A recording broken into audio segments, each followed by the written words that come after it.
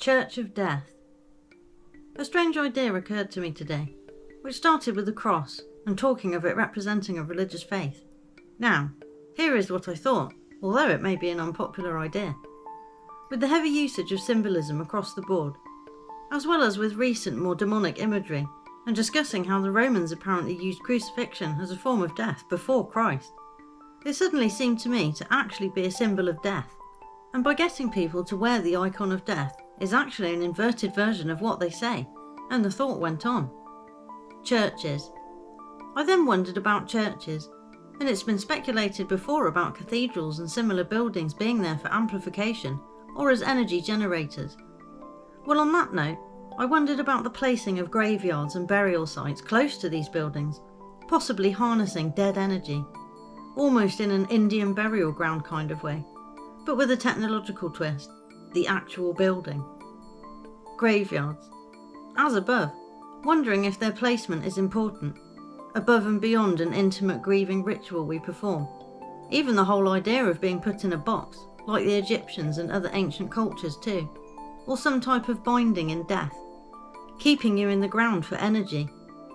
Which then made me think of the Australian Aborigine tradition. They bury the body in the ground if they have been bad and they go to hell, burning it in trees for it to be released into the heavens if they have been good. And I guess that may be correct on this line of thought. Maybe you are then trapped in a type of hell if you are buried and contained in the thereafter, until such time as you have turned completely to dust. Crosses. Now, I wondered if the positioning of the wood actually grounds the energy of what is occurring and draws it inwards towards the ground, a reverse mechanism kind of thing, to bring in positive energy up through copper wires. So instead, you create a negative energy and feeling in that place. My article's imprinting and echoes in time possibly crosses over here too, and helps to create what we have come to know as a hidden burial ground, where you only know it's there by the feeling.